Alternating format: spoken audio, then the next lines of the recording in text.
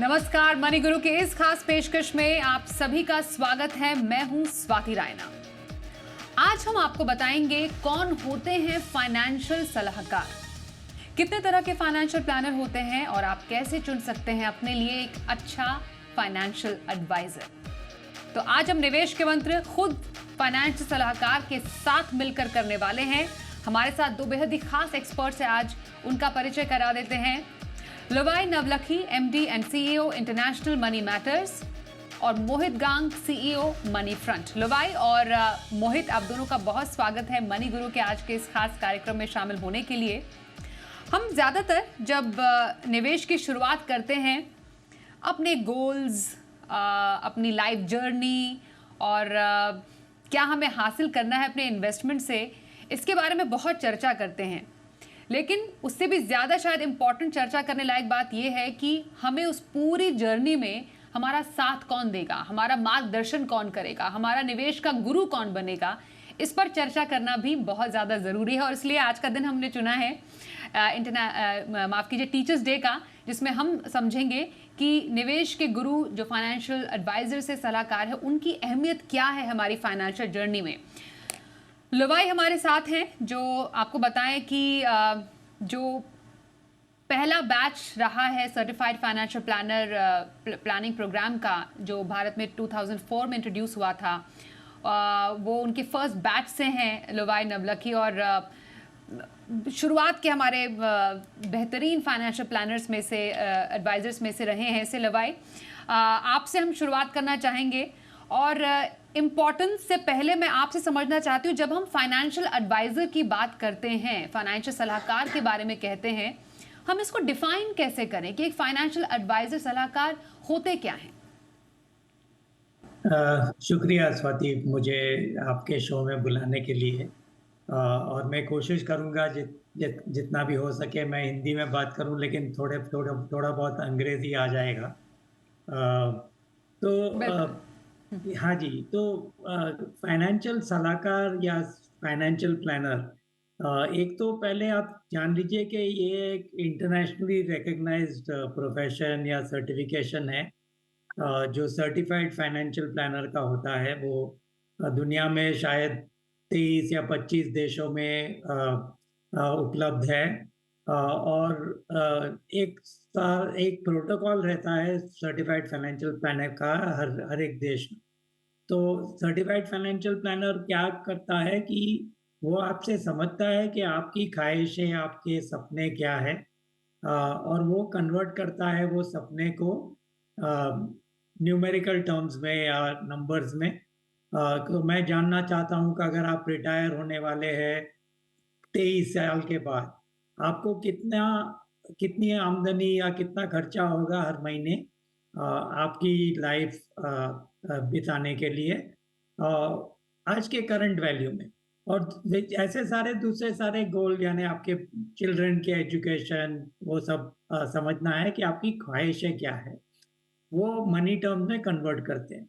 अभी उसके बाद मुझे as a financial planner inflation का इम्पैक्ट लगाना है और पता करना है कि अगर आप बता रहे हैं कि आज के कॉस्ट के हिसाब से आपको 50,000 रुपया हर महीना चाहिए, तो वो 23 साल के बाद इन्फ्लेशन लगाएंगे तो क्या एस्टिमेट करना है और कैसे मुझे प्रोजेक्ट करना है।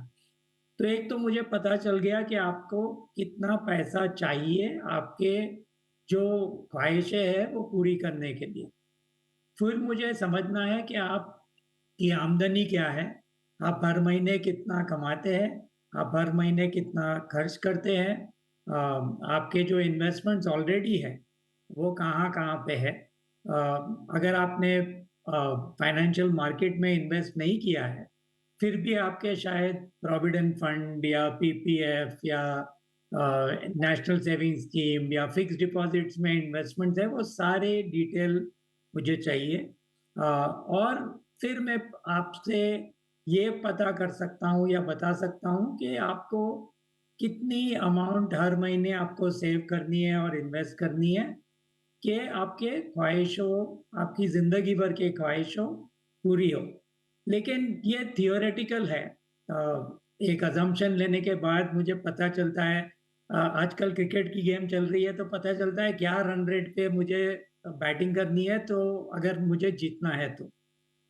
लेकिन हमें पता है कि ज़िंदगी में प्लानिंग तो करते हैं लेकिन ज़िंदगी भी आ जाती है बीच में। आपकी एक तो ख्वाहिशें बढ़ती रहेंगी, कभी-कभी कम होती रहेंगी। आपकी जो आमदनी है वो सडनली बढ़ सकती है। कुछ पैंडेमिक जैसा इफ़ेक्ट हुआ और आपकी आमदनी बंद हो गई कुछ समय तक वैसे हो सकती है। कुछ लायबिलिटी आ सकती है तो मुझे मेरे हिसाब से जो आपके जो राहगर है, जो साथ में चलने वाले हैं जो फाइनेंशियल सलाहकार आप बता रहे हैं, वो बहुत ही इम्पोर्टेंट है कि आप उसे सही तरीके से चुनें। एक तो मेरे हिसाब से आपको पता करना है कि वे क्वालिफ़ाइड है या नहीं। लेकिन दूसरी बात जो मेरे हिसाब से ज़्यादा इम्पोर्टेंस है, जो क्वालिफ़ाइड है वो एटलीस्ट वो आपके कट शॉर्ट लिस्ट में आ सकते हैं। उसके बाद आपको ये सारे फाइनेंशियल सलाहकार जो आप शॉर्ट लिस्ट कर रहे हैं, 2 या 3 आप तो करने चाहिए। उनसे मिलिए और पता कीजिए कि उनके जो उनका जो बिज़नेस का फ़ोकस है, उसमें आप जैसे इंडिविजुअल्स हैं या नहीं। तो यानी अगर मैं फाइनेंशियल सलाहकार हूँ और मुझे सिर्फ रिटायरमेंट में स्पेशलाइजेशन मैं करता हूँ, तो मेरे सारे क्लाइंट्स 55 साल या 57 साल से ऊपर है और आप राइट सर। 35 साल के हैं, तो बिल्कुल। शायद वो मैच नहीं है। हम्म। तो वो आप चेक कीजिए और कितने हम्म। साल का तजुर्बा है, कितनी कितनी सारी टीम मेंबर है क्योंकि आपके जो सलाहकार हैं वो राइट। हाँ। आपको ऑर्गेनाइजेशन के हम्म। हिसाब से भी चलना चाहिए। तो ये एक बहुत ही बेसिक और इम्पॉर्टेंट होमवर्क करने की ज़रूरत है जब आपको एक फाइनेंशियल सलाहकार अपने लिए चुनना है। और सर आप बहुत ही बढ़िया हिंदी में आपने समझा दिया हमें पहले आंसर में ही कि फाइनेंशियल सलाहकार की इम्पोर्टेंस क्या है और कैसे एक फाइनेंशियल सलाहकार को हमें चुनना चाहिए। सर अब आपने जितने भी रोल्स बताए हैं एक फाइनेंशियल सलाहकार के एडवाइज़र के, ये काम अब बहुत लोग करने लग गए हैं, इसलिए और भी ज़्यादा इंपॉर्टेंट हो जाता है कि जो अलग अलग प्लेटफॉर्म पर सो कॉल्ड हमें फाइनेंशियल एडवाइजर्स या इन्फ्लुएंसर्स दिखते हैं, तो हमें इसकी सही पहचान करने की ज़रूरत क्या है। इसलिए मैं मोहित आपसे जानना चाहूँगी पहले नटशल में कि फाइनेंशियल सलाहकार जो कि रजिस्टर्ड होते हैं, जो ऑथेंटिक होते हैं, वो एक्चुअली होते कितने प्रकार के हैं। जी स्वाति, सबसे पहले तो मैं आपके माध्यम से सभी को टीचर्स डे की बहुत-बहुत शुभकामनाएँ देना चाहूँगा। देखिए आज का दिन स्पेशल है हर मायने से कि जो गुरु होता है वो ना सिर्फ़ हमें शिक्षा देता है, वो किसी भी क्षेत्र का गुरु हो सकता है। तो जहाँ पर फ़ाइनेंशियल गुरुज़ की बात आती है, फ़ाइनेंशियल शिक्षक की बात आती है, तो वो भी बहुत प्रकार के हो सकते हैं। यहाँ पर सेबी ने काफ़ी क्लियरली डिफ़ाइन कर रखी हैं कुछ स्पेसिफ़िक रेगुलेशंस जिनके तहत आपको रजिस्टर होना पड़ता है एक फाइनेंशियल गुरु बनने के लिए या फिर एक फाइनेंशियल एडवाइजर बनने के लिए। तो उसमें सबसे इम्पोर्टेंट और सबसे बड़ा जो रेगुलेशन है वो है आरआईए का रेगुलेशन, रजिस्टर्ड इन्वेस्टमेंट एडवाइजर या फिर रिसर्च एसोसिएट, आरए का रेगुलेशन। तो ये जो रेगुलेशन है स्वाति, ये भारत में अगर आप एक वित्तीय सलाहकार, एक प्रॉपर फाइनेंशियल एडवाइजर बनना चाहते हैं, तो आपको एक आरआईए रजिस्ट्रेशन लेना पड़ेगा सेबी के थ्रू। तो आपको सेबी के साथ रजिस्टर होना पड़ेगा। आरआईए रजिस्ट्रेशन होने के बाद आपको उनके कुछ फिट एंड प्रॉपर क्राइटेरिया होते हैं, सेबी के कुछ आप चाहें तो कॉर्पोरेट लेवल पे ले सकते हैं इसे या फिर आप इंडिविजुअल हैं, निजी तौर पर भी आप एक आरआईए बन सकते हैं। इसके बहुत सारे क्राइटेरियाज़ हैं, बहुत सारे रेगुलेशंस हैं जो आपको पूरा करना पड़ते हैं। बनने के लिए आपको कुछ सर्टिफिकेशंस देने पड़ते हैं एनआईएसएम के 10A 10B स्पेसिफिकली ये करने के लिए। पर जो सबसे बड़ी बात है कि जब आप आरआईए हो जाते हैं, तो आप अपने क्लाइंट्स को जो एडवाइस कर रहे हैं, उसकी आप फिड्यूशियरी रिस्पॉन्सिबिलिटी को ओन करते हैं। इसका मतलब कि आप उसकी तरह पूरी तरह आपने जो सलाह दी है उसके लिए आप ज़िम्मेवार होते हैं। तो आप जो भी सलाह देते हैं खरीदने की, बेचने की, आप एक एसेट एलोकेशन की सलाह देते हैं, ये सब आपको करना जो है वो पूरी तरह से अलाउड होता है और आपको इसको रिकॉर्ड करना पड़ता है और आप इसके लिए पूरी तरह से ज़िम्मेदार होते हैं। दूसरी सबसे बड़ी बात जब आप आरआईए बनते हैं, तो आप किसी भी प्रोडक्ट मैन्युफैक्चरर से यानी कि एएमसी से या फिर जो प्रोडक्ट प्रोवाइडर्स होते हैं, उनसे आप कोई कमीशन नहीं ले सकते हैं। तो आपको अपनी सलाह के लिए जो क्लाइंट्स हैं, उन्हीं को आपको फ़ी चार्ज करनी पड़ेगी। तो आपको एक फ़ी तय करनी होगी अपने क्लाइंट्स के साथ बैठकर, एक रिटन एग्रीमेंट करना होगा कि मैं हर साल आपको जो एडवाइस दूँगा, आपके पोर्टफोलियो को जो ठीक डायरेक्शन में लेके जाऊँगा, उसके लिए मैं इतनी-इतनी फ़ी चार्ज करूँगा आपको। और इसमें क्या होता है, एक विन हुँ, विन हुँ, चला अच्छा करता है, ओके। उतनी ही अच्छी होती जाती है। तो ये तो हुआ बिल्कुल। आरआईए। मोहित, मैं आपके दूसरा पास हो फिर से आती हूँ। आप आरआईए की बात यहाँ पर कर रहे हैं, इसी पर थोड़ा-सा मैं चर्चा को बढ़ाती हूँ लवाइस की तरफ भी। सर, समझना ज़रूरी है क्योंकि आपके अनुभव के लिहाज से जो हमने इनफैक्ट इस साल के मार्च तक ही जो हमने आंकड़े समझे हैं, उसके मुताबिक लगभग 10 साल पहले सेबी ने इन पूरे रेगुलेशंस को बनाया था फॉर रजिस्टर्ड इन्वेस्टमेंट एडवाइजर्स। आप थोड़ा सा इस पर और लाइट डाल सकते हैं। लेकिन अभी भी जितने आंकड़ा होना चाहिए भारत में रजिस्टर्ड इन्वेस्टमेंट एडवाइजर्स का, वो शायद उतना नहीं है, इम्प्रेसिव नहीं है। आपको लगता है इसमें और सुधार की गुंजाइश है? हाँ, बिल्कुल सुधार की गुंजाइश है और ज़रूरत भी है क्योंकि जैसे मोहित ने बताया कि आरआईए रेगुलेशन का जो मोस्ट इम्पोर्टेंट पीस है वो है कि हमारी रिस्पॉन्सिबिलिटी जो क्लाइंट की तरफ है वो फिड्यूशरी है। एंड फिड्यूशरी का मतलब है कि मैं आपके इंटरेस्ट के हिसाब से आपको एडवाइस दे रहा हूँ, मेरे हिसाब से नहीं। अगर मेरे हिसाब के का इंटरेस्ट मेरी मेरी इंटरेस्ट में भी नहीं है तो भी मुझे वो एडवाइस देनी है जो आपके लिए ठीक है। जैसे मैं एग्जांपल देता हूँ कि आरआईए के बदौलत से अगर कोई क्लाइंट मेरे पास आए और बताए कि मेरे पास ये 30 लाख रुपए है इन्वेस्ट करने के लिए, मुझे क्या करना चाहिए? तो नॉर्मली हम समझते हैं कि वेल्थ मैनेजर या इन्वेस्टमेंट जो डिस्ट्रीब्यूटर है, वो क्या कहेगा कि ये सारे प्रोडक्ट है, इसमें से आप एक या दूसरे के प्रोडक्ट में आप इन्वेस्ट कीजिए। लेकिन जो आ रहा है शायद वो बता सकता है क्लाइंट को कि आपके पास जो हाउसिंग लोन था, जो आपको ऐसा लग रहा है कि बहुत सारा है और मुझे थोड़ा रिड्यूस करना चाहिए, तो आप क्यों नहीं ये पैसा लेके आप हाउसिंग लोन को रीपे कर दीजिए, जो जिसकी वजह से आपका जो टेन्योर है कम हो जाएगा या ईएमआई आप कम कर सकते हैं। तो वो बहुत ही इम्पोर्टेंट पीस है। लेकिन क्या हुआ है कि जो रेगुलेशन हुआ है, वो शायद थोड़ा टफ हुआ है। जो आरआईएस है, रजिस्ट्रेशन करने के लिए आपको कुछ सर्टेन अमाउंट ऑफ क्वालिफिकेशन चाहिए, पोस्ट ग्रेजुएशन चाहिए, सर्टिफिकेशन चाहिए जो मोहित ने बताया, एग्ज़ाम करनी है, फ़ी पे करनी है और फिर उसके बाद में मुझे क्लाइंट को कन्विंस करना है कि आप मुझे फ़ी दीजिएगा, क्योंकि मैं आपके इंटरेस्ट में एडवाइस दूँगा।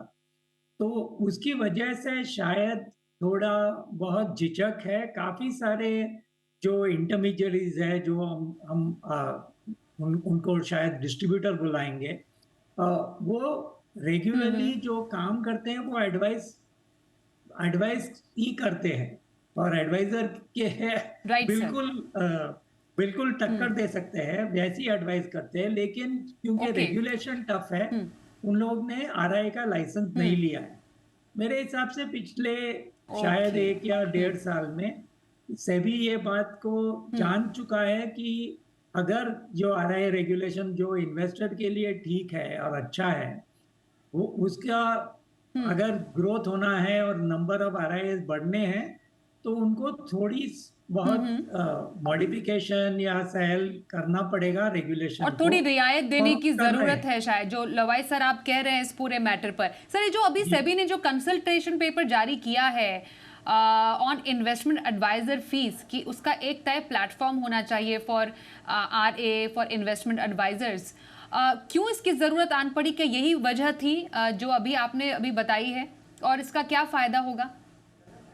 तो कंसल्टेशन पेपर अगर आप पढ़े तो जो पहली ऑब्जेक्टिव सेबी ने सोच रखी है, जैसे कंसल्टेशन पेपर में लिखा है कि अब तक काफ़ी सारे अनरजिस्टर्ड एडवाइज़र्स जो थे वो under the garb of advice actually investment ले रहे थे, और जो इन्वेस्टर्स थे उनको काफ़ी सारी कठिनाई हो रही थी। और उनके अगेंस्ट उन लोग ने कार्रवाई कर रहे थे, और काफ़ी सारा समय उस पे चला जाता था। तो क्या वो सोच रहे हैं कि अगर ये जो फी कलेक्शन मैकेनिज्म वो सेंट्रलाइज करवा दे, तो इंटेंशन तो लग रहा है कि सेबी आके बताएंगी इन्वेस्टर्स को कि अगर आप ये सेंट्रल फी मैकेनिज्म के थ्रू आप फी पे कर रहे हैं, यानी आपको ये कंफर्मेशन हो जाएगा, या कंफर्मेशन हो जाएगा कि आप जो इन्वेस्टमेंट एडवाइजर से डील कर रहे हैं वो रजिस्टर्ड है, और वो सेबी के ऑडिट के अंदर आ सकते हैं। तो मेरे हिसाब से ये जो रिक्वायरमेंट है on the face of it, में जो एडवाइजरी का काम कर रहा हूँ, उसमें तो लग रहा है अच्छा ये तो रुकावट आ जाएगी, ये दूसरा मेथड करना है एक्सेट्रा।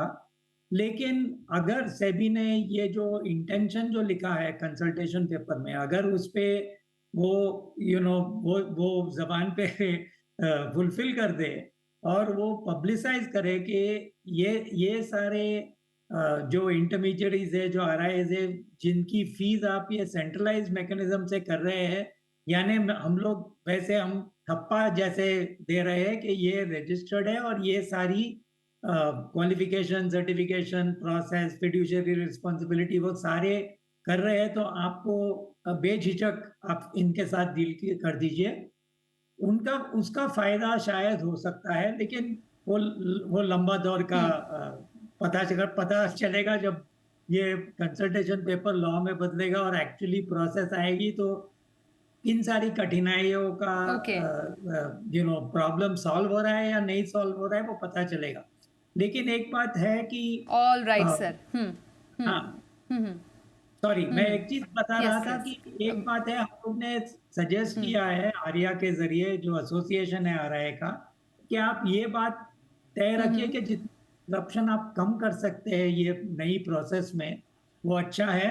तो अगर क्लाइंट ऑलरेडी मैंडेट दे रखा है कि फी उनके अकाउंट से कलेक्ट हो जाएगी और वो अप्रूव कर चुके हैं, तो उनको ये राइट सर। शिफ्ट करने की जरूरत नहीं है, एटलीस्ट इमीडिएटली शिफ्ट करने की जरूरत नहीं है। तो देखते हैं कि क्या लॉ में क्या ओके। क्या कैसे तरीके से लॉ आती है, उसके हिसाब से पता चलेगा कि ये इजी है या डिफिकल्ट है। बिल्कुल बिल्कुल सर। एक ब्रेक के लिए चलिए रुकते हैं यहाँ पर, और ब्रेक के बाद हम इस चर्चा को आगे बढ़ाएंगे। आजकल तो DIY का ज़माना हो गया है, मतलब डू इट योरसेल्फ। तो क्या फाइनेंशियल सलाहकार की ऐसे निवेशकों को बिल्कुल भी ज़रूरत नहीं है? इस पर भी चर्चा करेंगे थोड़ी देर में।